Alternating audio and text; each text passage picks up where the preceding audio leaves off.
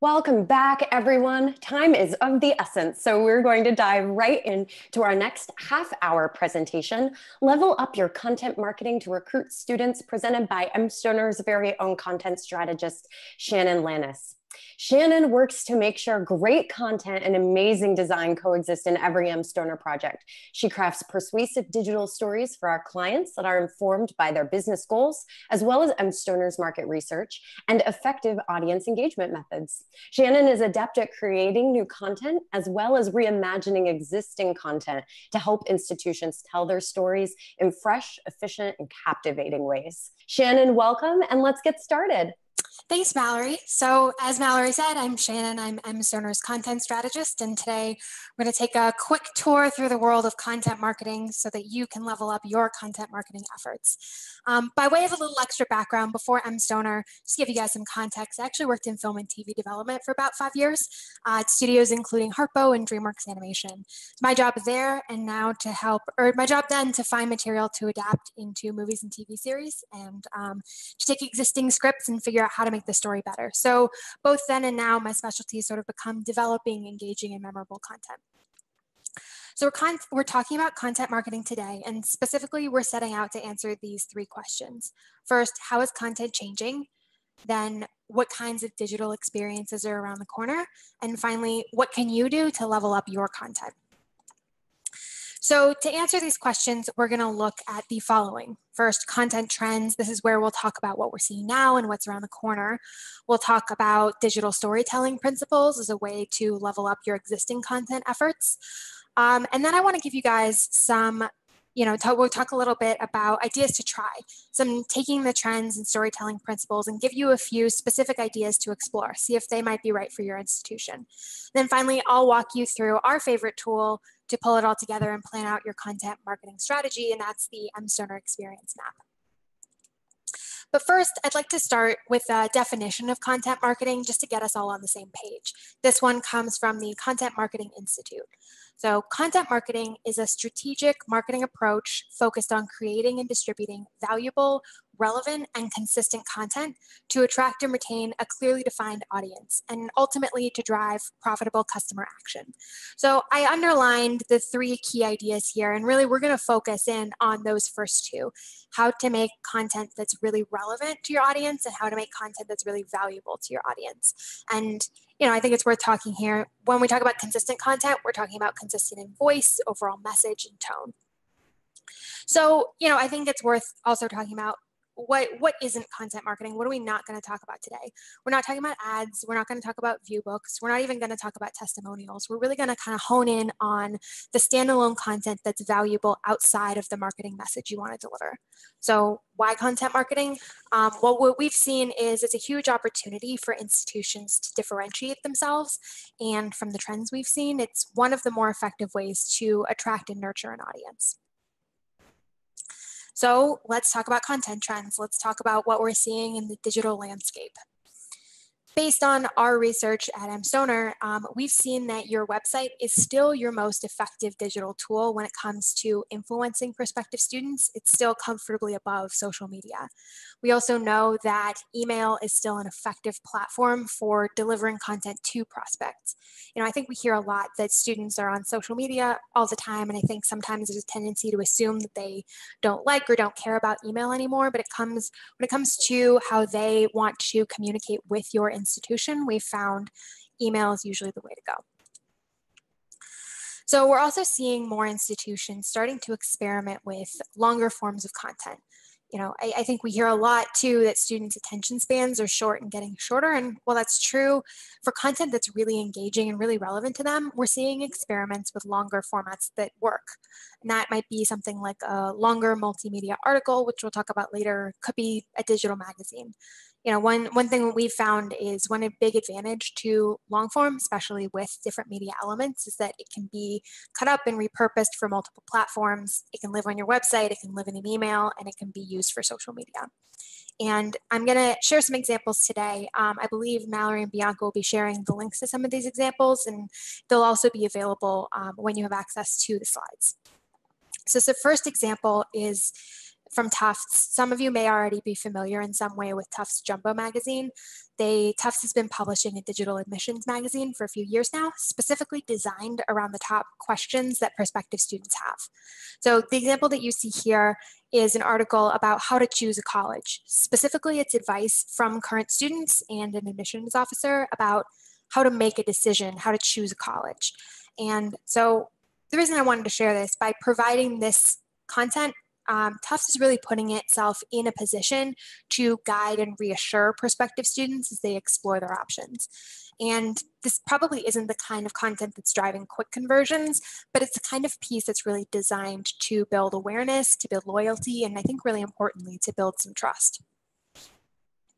So the other big trend that we've seen is video is everywhere. We're seeing more and more video content, and we're seeing the quality of that video content improve every year. At mStoner, we get a lot of questions from clients about how long video should be and where it should live. I think the short answer is it depends. It depends on what the purpose of the content is, who is it for, are you trying to make something that's very specifically for students? Are you interested in making something for students and their parents? It also depends on what the story you're trying to tell is. Sometimes a 30-second video is going to get your point across, and that's all you need. Other times you're doing something a little bit more in depth, and maybe you need 5 minutes to tell the whole story. But I think that said, if we're looking for a really general guideline, we've seen that something in the realm of like a minute to a minute and a half is pretty safe when we're talking about content specifically for a sort of more traditional prospective student audience. And then one big video initiative we've seen just last week, Notre Dame launched a large content marketing effort. This is a screenshot of their new digital platform called Grotto Network. And I guess they're calling it a digital platform for the Catholic millennial. So you can see here, just from the landing page, they are offering videos as well as articles, but primarily video around things that are aligned very closely with Notre Dame's brand attributes. You'll see up in the top there, topics like navigating life, making an impact, and keeping the faith, all sort of told through the lens of the Catholic tradition.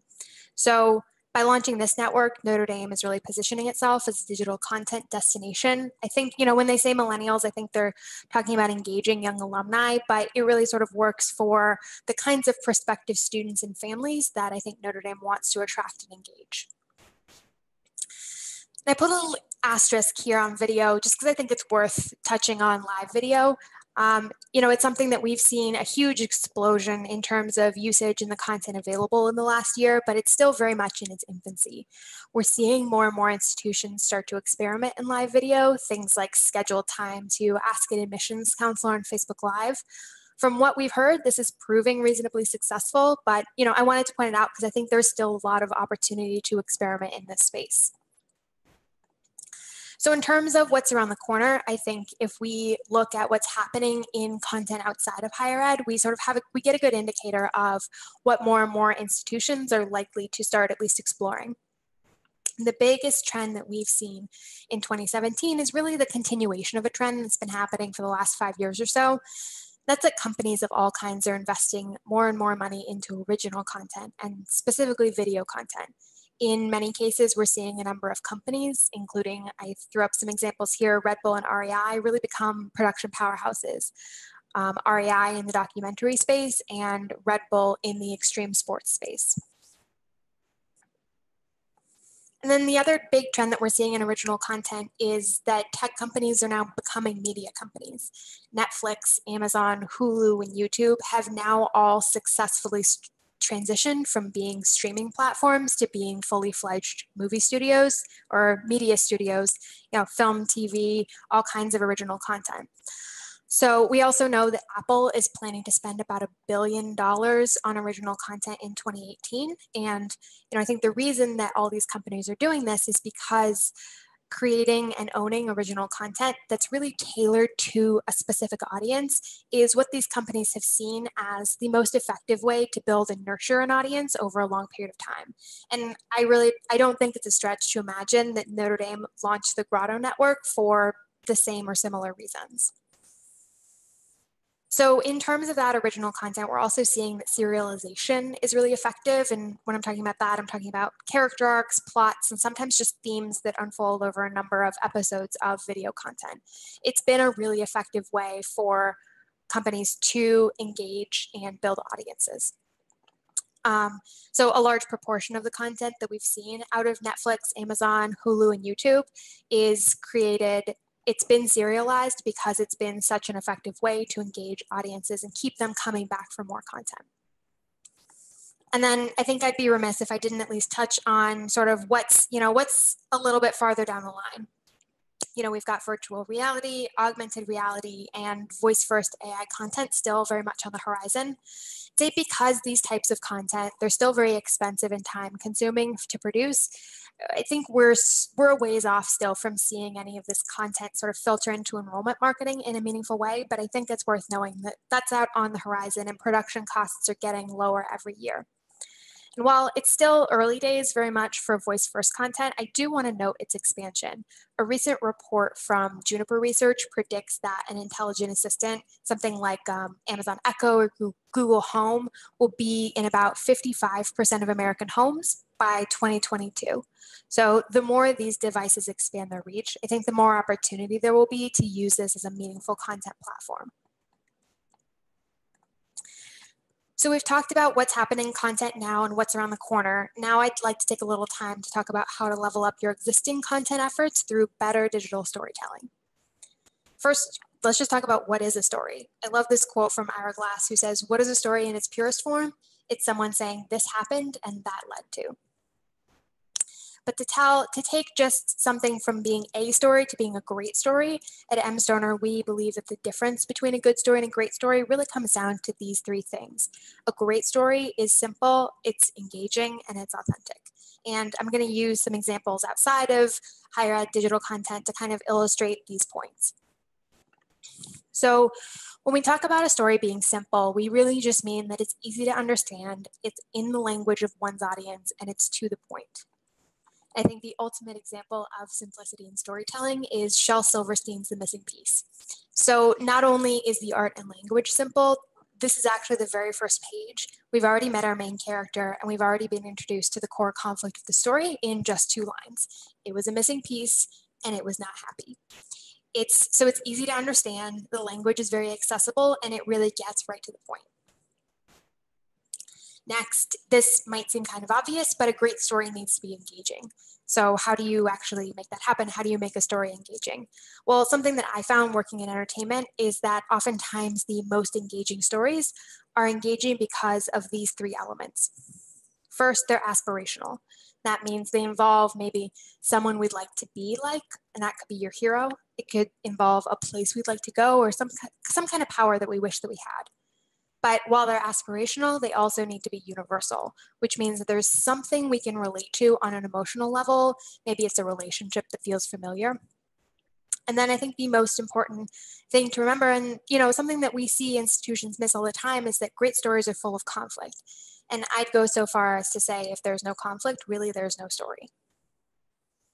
So Moana, a story that I love, and I'd argue really any Disney princess film masters all 3 of these elements. It's aspirational. Moana's a beautiful princess on a gorgeous tropical island, and she's got adorable animal friends. But it's also relatable. Moana's an adolescent growing up, trying to figure out her place in the world. She's not sure if she wants to follow the path that her family laid out for her, and she's trying to discover what kind of person she wants to be. So any of us who've gone through adolescence knows that some piece of this is something we can all relate to. And of course, it wouldn't be a great film without some conflict. There's conflict between Moana and her family, between Moana and the demigod Maui, and there's a lot of conflict in setback after setback as Moana sails the ocean on an adventure to save her people. And finally, a great story is authentic. That means that it's honest and its characters are multidimensional. That means that you, as the storyteller, have to be honest about who your characters are and what their challenges are. If you try to tell a story where only good things happen, I think 9 times out of 10, you're going to find it's probably not a very interesting story and it may not feel very honest. So really the takeaway here is when you get into the nitty-gritty detail of who your characters are, how they're struggling on their journey to pursue whatever goals in front of them. That's when you get really specific about why their path is difficult. That's when you get something that's emotionally honest and it's resonant. That's when you get a story that feels real. So as a final example for storytelling, even though Inside Out is animated in fiction, it resonates because it's an emotionally authentic story. So if you haven't seen it, Inside Out tells the story of a girl, Riley, who struggles to adjust to her new life when her family moves across the country. We see the story through the emotions inside her head, those are the characters you see here. And the reason that I chose this as an example of authenticity is because despite these sort of fantastical characters and fantastical situations, this film really speaks to the truth of growing up, the difficulty of adjusting to new situations and all the complicated emotions that sort of you feel for the first time as you're going through adolescence. So it's really the emotional honesty and the multidimensional characters, combined with great production value, combined with everything else that really draws us in as an audience and makes the story resonate. So at this point, we've covered digital content trends and the elements that make for a great story. But what if you were to try a new kind of content marketing? What would that actually look like? So to get the gears turning, I want to give you guys 5 ideas to try. And again, links to these examples will be available when we share the slides. And I believe Mallory and Bianca will also be sharing out some of the links momentarily. So the first idea is really just look at how you can strategically repurpose your existing content. And I think the question to ask yourself here is, what content do you already have that can be repackaged and repurposed for prospective students? I think the sort of perennial example of this is Johns Hopkins Essays That Worked. This is a screenshot from the website. They've been doing this for a handful of years now. If you visit the site today, you're going to see essays from the class of 2020. So what's so smart about this content is, first, it addresses a huge pain point for students in the application process, how to write a great essay. But it also, second, this is content that Johns Hopkins already has. Their admissions team is already reviewing and selecting the best essays. So then it's not like a huge expenditure of additional time and resources to move this content to the web. The next idea here that I wanted to put out there is maybe trying a long form collaboration. And I think the question to ask yourself here to figure out if this is right for you is, who can you partner with? Maybe that's somebody within your institution, another department, another team, or maybe you want to bring on an outside partner to try and tell a really great story and maybe even experiment with a few new media elements. This is an example from Bowdoin. Bowdoin is one of our digital storytelling clients. We partnered with them to help develop and produce this long form article called A Race to Save the Artifacts. This is just a screenshot of it on the right-hand side. So the story is about a team from Bowdoin led by Jenny Lemoyne, who traveled to Greenland on an archaeological dig, only to discover that many of the artifacts that they were after and many more of the artifacts out there were actually in danger of being lost forever because of climate change. So we partnered with Bowdoin to sort of bring this story to life, to look for the essence of the story, to really bring it out and to figure out what multimedia elements would be really effective to tell this story. We set some goals up front for exactly who the content was for and what we wanted the content to do. Things like raise awareness about Bowdoin's teaching and study of the environment, and to highlight opportunities for student engagement and faculty research. And then these are some of the multimedia elements that we tried here. So there were some interactive maps. You can see one on the right-hand side. There are interactive timelines and videos, as well as custom infographics. We really wanted this to be a way to be able to take advantage of and use all of the tools that digital storytelling has to offer. So how can you really make a digital story digital? Well, it's by sort of harnessing some of these interactive elements.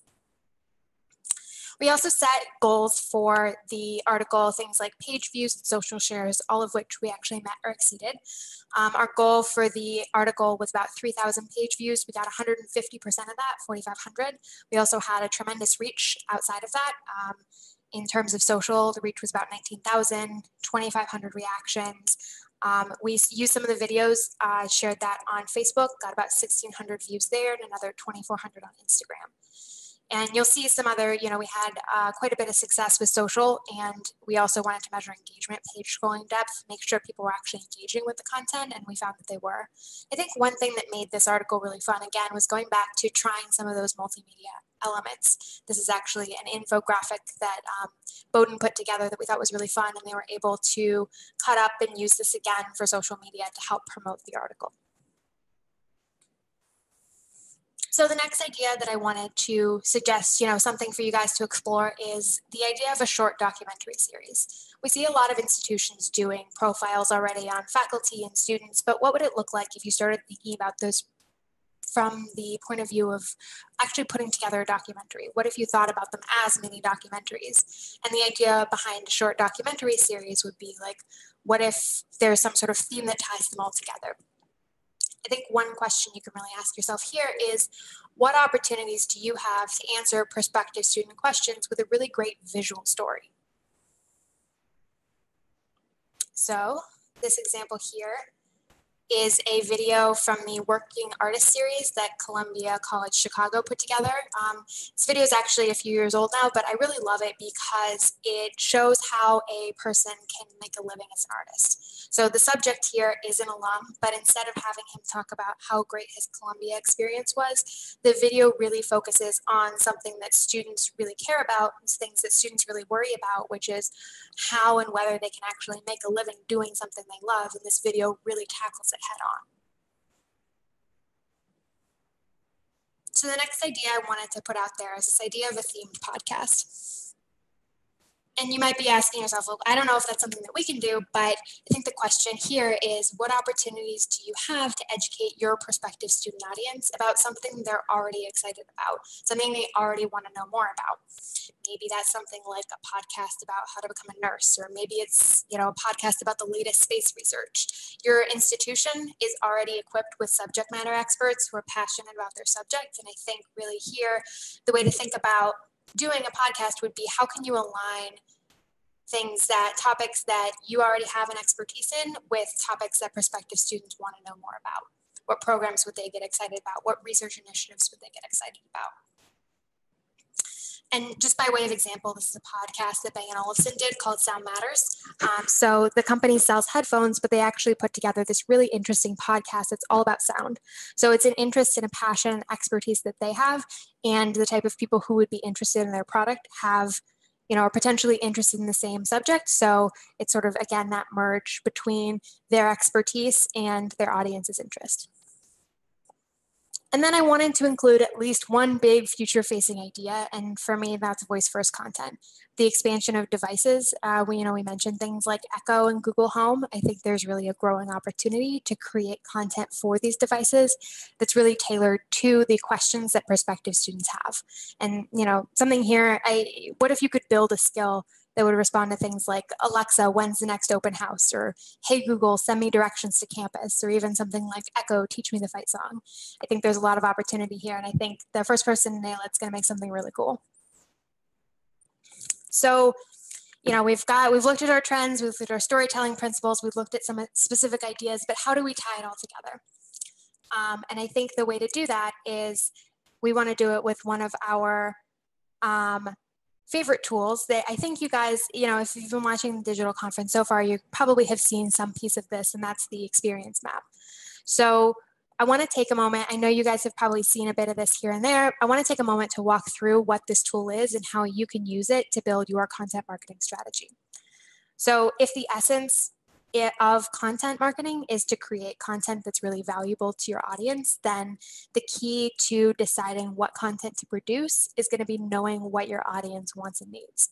Fair warning, I'm about to show you a lot of text, but Mallory and Bianca will be sharing a link so that you guys can download the experience map.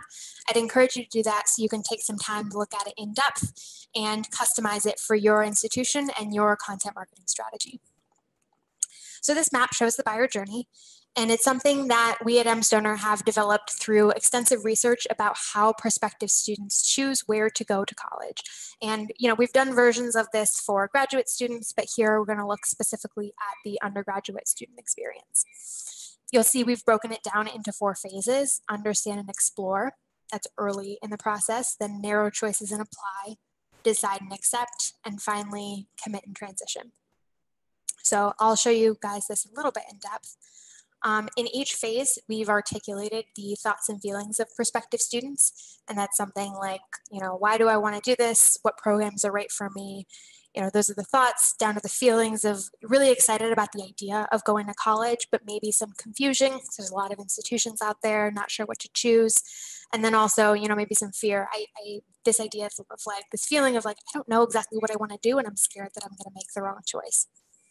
We've also mapped out the actions that occur in each of these phases. Here it's things like sorting the mail, visiting websites, engaging in social. And then you'll see down here, we've also articulated the trusted sources of information in each of these phases. Early on here, it's things like your website, Google, it's also high school counselors, parents, family, friends, etc. And then you'll see down at the bottom, we've started to fill in some of the opportunities here, but this is really the space where you can fill in the messages that you want to convey to match questions that prospective students have at each stage of the journey. And with those opportunities, with those messages, I think then that's when you can start to map out the specific content ideas that'll correspond to how you want to communicate those messages. So that's a lot of information. If you're asking yourself where to start, I'd say play to your strengths. What do you already do well? What kind of content marketing efforts are you already excited about? Start there, start building out, start brainstorming, and start experimenting. I want to leave you with one quote from Neil Gaiman. He is an English author of novels, comic books, graphic novels, etc. He's won a number of awards as well as the Newbery and Carnegie medals. Really what I'm trying to say is this guy knows content and stories. And he says, start telling the stories that only you can tell. There will always be people who are much better at doing this or that, but you are the only you. So with that, I leave you to go out there and make some great content.